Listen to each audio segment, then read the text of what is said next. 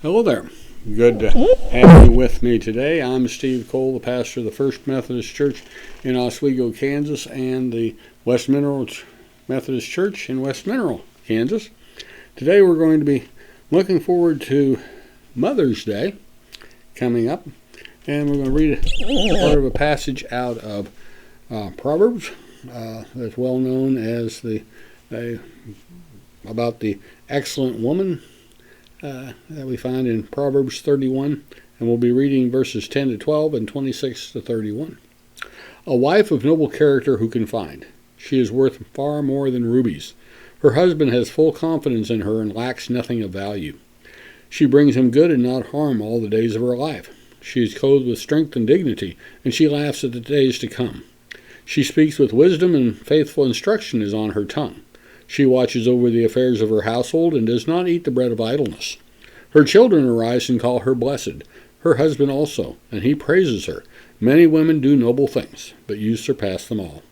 Charm is deceptive, and beauty is fleeting, but a woman who fears the Lord is to be praised. Honor her for all her hands have done, and let her works bring her praise at the city gate. May God add a blessing to the reading, the hearing, and the understanding of his word. Came across a little thing with a job description for a mother. Long-term team players needed for challenging permanent work in an often chaotic environment. Candidates must possess excellent communication and organizational skills and be willing to work variable hours, which will include evenings and weekends and frequent 24-hour shifts on call. The responsibilities include, for the rest of your life. Must be willing to be hated, at least temporarily, until someone needs some money. Must be willing to bite tongue repeatedly. Also must possess the physical stamina of a pack mule. Must screen phone calls, maintain calendars, and coordinate production of the multiple homework projects. Must have ability to plan and organize social gatherings for clients of all ages and mental outlooks. Must be willing to be indispensable one minute and an embarrassment the next. Must also always hope for the best and be prepared for the worst. Responsibilities also include cooking meals, washing clothes, and janitorial work throughout the facility.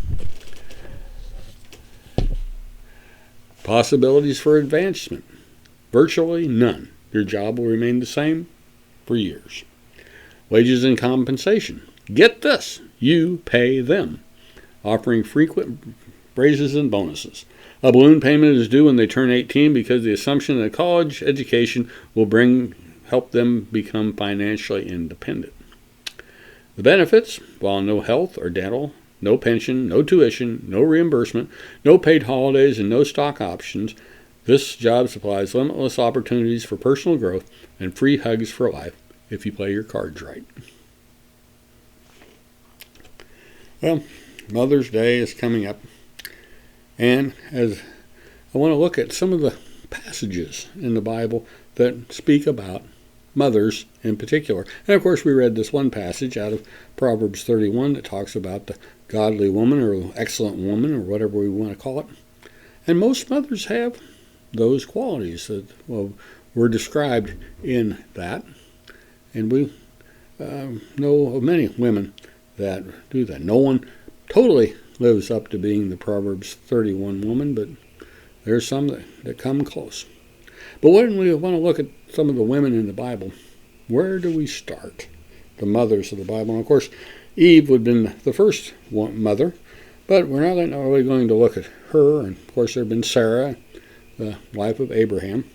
But we're going to start with the mother of Moses. And we probably don't even know what her name was, but it's probably there somewhere. But she had a very difficult situation to deal with.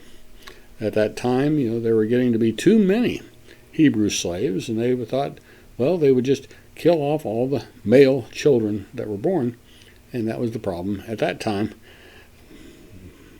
Moses' mother had this baby boy, and what was she going to do with him? Of course, we know the story, that she put him in a basket and put him in the Nile River, hoping that somehow he would survive. Of course, Pharaoh's daughter found him, had pity on him, and of course Moses' sister was there, and she said, well, you want me to find a Hebrew woman to care for the child for you? Of course, she took the child back to the mother. Eventually, Moses was raised by Pharaoh's daughter, but still, he survived because of the actions of his mother. Then we're going to fast forward to a woman named Rahab, who was in the city of Jericho. Well, she hid two slaves because two spies that were spying out the land, and they needed to be protected. And so she hid them in her home. And because of her protecting them, when the walls of Jericho came down, she and her family were spared because of what she did. Now, the thing is that she later married a man named Solomon, and they had a son named Boaz. Now, we might not think too much about that, but just wait a minute. See, this man Boaz later marries someone else. Now, we're going to fast forward again a little bit to a woman named Ruth. Now, Ruth was, as we know, married to a man that was, the family left Israel and went to the land of Moab because of a drought. And while they were there, and of course the man and his wife Naomi were there, and they had two sons. And one of the sons, but then both of the sons died, and then also did Naomi's husband died. And so, what was they going to do? And one of these women was named Ruth. And so Naomi decides she was going to go back home to the land of Israel. And Ruth says, I'll go with you. And she says, no, you stay here. You don't need it on. And she says, no, your people shall be my people. Your God shall be my God. And Ruth goes back with Naomi. And so as it turns out, you've got to find a way to survive. And so they had opportunities for people to glean the fields that were being harvested. And so Ruth goes out to glean in a field of a man named Boaz. Remember, Boaz was the son of Rahab, right? And one thing leads to another. There's a little bit of things that go on. But anyway, eventually, Ruth and Boaz get together, and they get married, and they have a son and named Obed. Well, eventually Obed has a son named Jesse. Who's Jesse? Jesse is the father of another young man named David. How about that? Now, of course, we know David became the king of Israel. So here we have through the line of Rahab and Ruth, and eventually on down to David. All right, we're going to fast forward again a little bit to the prophet Samuel. Samuel's mother was barren, and she didn't have any children, and she was greatly grieved by this. So she went to the temple and she prayed. And it says, in her deep anguish, Hannah was her name, prayed to the Lord and wept bitterly. And she made a vow, saying, Lord Almighty, if only you would take your servant's misery and remember me, and not forget your servant, but give her a son, then I will give him to the Lord all the days of his life, and no razor will ever be used on his head. And that turned out to be Samuel, who was then raised by Eli, the priest, and Samuel became one of the great prophets of Israel, and even was the one that anointed David to be king. See, all this all kind of ties together here. Then we'll go on to the prophet Elijah. In 1 Kings 17, there's a story of Elijah and the woman of Zarephath. It never tells us what the woman's name is. It just says she's the widow of Zarephath. But there was a drought in the land, and she only had a little bit of flour and a little bit of oil, and she decided that what she was going to do is she was going to take what last little bit she had left, make some bread for herself and her son, and they would die. Well, Elijah comes along and says, make me something to eat. And she says, oh, I only have enough for me and my son. And he goes, no, go ahead and make some for me, and there'll be enough left for you and your son. In fact, it won't run out until the drought is over. Well, of course, that's what happened. That because of her faithfulness in doing what Elijah told her, she and her son were saved. And there's also a story in there, too, of how Elijah brought her son back to life, but that's another part of the whole story.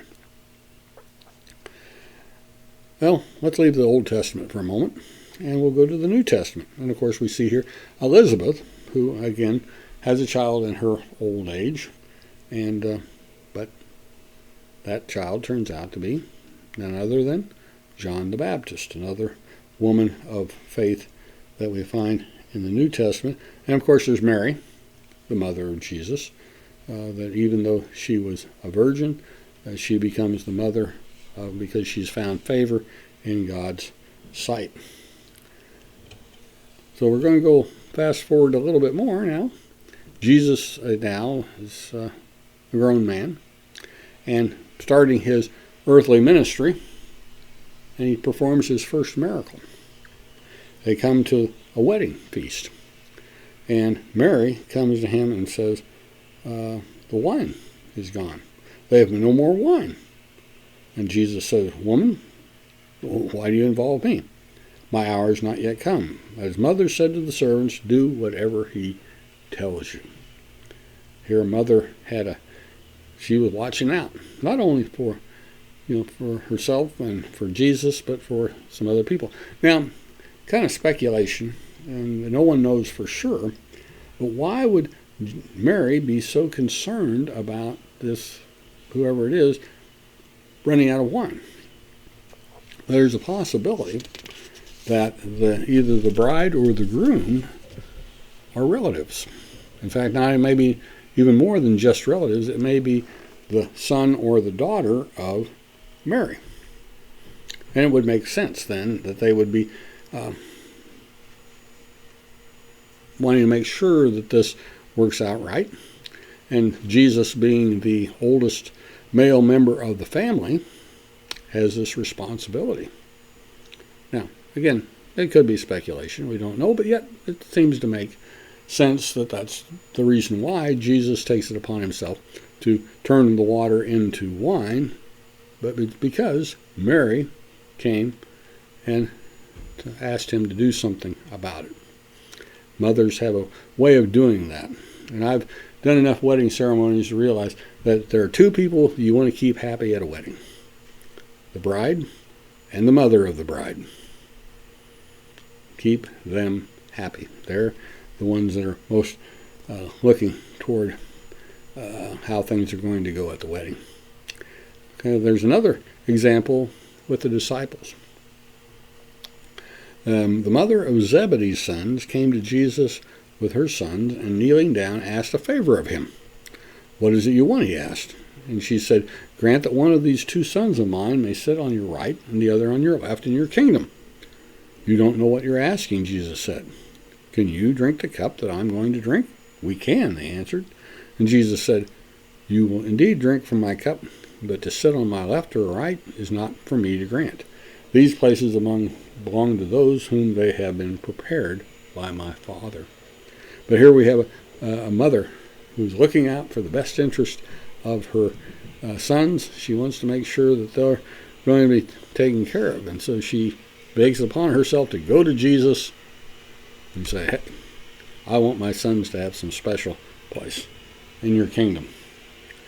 And then we come to 2 Timothy chapter 1 and verse 5. Paul's writing to Timothy, who he's kind of mentoring and learning. Timothy becomes a pastor, but he mentions something about Timothy. He says, I am reminded of your sincere faith, which first lived in your grandmother Lois and in your mother Eunice, and I'm persuaded now lives in you also. That the mother and grandmother of Timothy had an influence on his faith. And that's the way it often works. That yes, fathers are important, and that's true. But a lot of times the mothers, and in this case the grandmother, had an important part to play in Timothy's faith to help him to grow. And we see that oftentimes that mothers are the ones that have the time to sit down with their children and teach them about God, make sure they get to church and Sunday school or whatever. They're the ones that kind of keep track of these things. Mothers have an important part to play in our lives, and we can thank God for our mothers, for what they have done for us. As we see all these qualities in these mothers throughout the Bible, we see a lot of those same qualities in our own mothers and the ones that we know, and we thank God for what they have done for us in the past, those that are still with us, and the things that they do and the things that they will do. That we thank God for mothers as they have a special role to play in our lives and help us as we grow, not only as individuals, but also as we grow in our faith. That mothers play a very essential role, and so we remember them, what they have done, and we thank God for our mothers. Well, thank you for coming. I'm glad that you could be with me today, and I know that God goes with us to guide us, lead us, and help us today and every day. Amen.